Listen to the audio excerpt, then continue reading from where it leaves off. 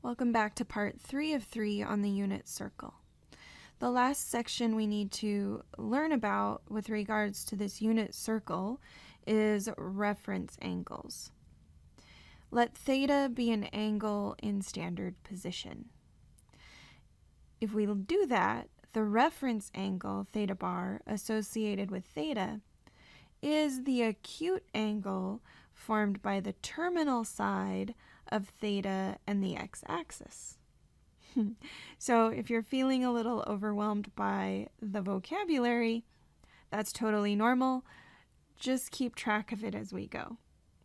So if you're asked for the reference angle, you always look at the angle given and then find the smallest angle that can be created by the terminal side or the terminal ray and the x-axis.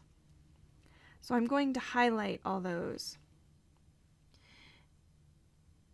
If I look at the first angle here, it's an acute angle in the first quadrant, and so the terminal ray is actually in the first quadrant, and so theta bar, or the reference angle, equals the actual theta angle itself. If you were to look at the second situation, we have an obtuse angle in the second quadrant, and so the reference angle is this angle filling in the remainder to get to 180 degrees. So in this case, the reference angle would just be this little swath in the third quadrant. That would be my theta bar, because my actual angle theta has a terminal ray in the third quadrant. So it's actually past 180, but has not reached the fourth quadrant yet. And then lastly, we have a terminal side in the fourth quadrant, which means my reference angle will be this little region here between the terminal ray and the positive x-axis. It is useful to know the quadrant in which the terminal side of the angle lies. So if we want to find the reference angle for the following angles, let's start with 4 pi over 3. 4 pi over 3 means I'm dividing my pi into thirds. So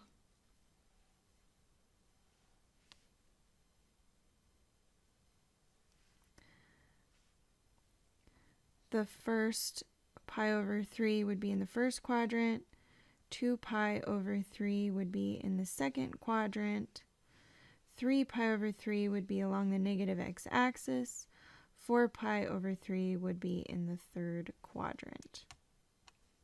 So I will now create my angle here. So I'm at 4 pi over 3 now. That's in the third quadrant, which means my reference angle has to be an acute angle, not an obtuse angle. So it can't be completing the circle back up to the positive x-axis. It has to be this little angle here that's just pi over 3. So we could say that the reference angle is equal to pi over 3. Let's also determine the terminal point So the terminal point is the point along the unit circle at the 4 pi over 3 position or angle, which will be -1/2, comma, -√3/2. And you can reference the previous page to double check that. And remember, if you were to make a nice straight line right up to the first quadrant, you would see that there is a relationship between the terminal point in the third quadrant and the terminal point in the first quadrant. Now let's look at 855 degrees. So if I go around the unit circle one time completely, that's 360. If I go around the unit circle again, that's 720. And so then if I add another 135 degrees to that, I will have my total 855 degrees. If I have 135 degrees, 90 will get us to here, and another 45 will give us the total 135 degrees. So I'll have an angle here. My terminal point will be along that unit circle. And since it's 45 degrees, I can just calculate what that coordinate point should be. Since it's in the second quadrant, the x will be negative and the y will be positive.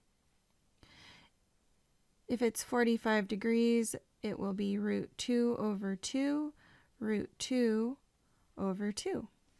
And my reference angle, almost forgot about it, my reference angle is this angle here in the second quadrant that comes down to the negative x-axis, and that is, reference angle is pi/4, or since everything else is in degrees, we'll write it as 45 degrees.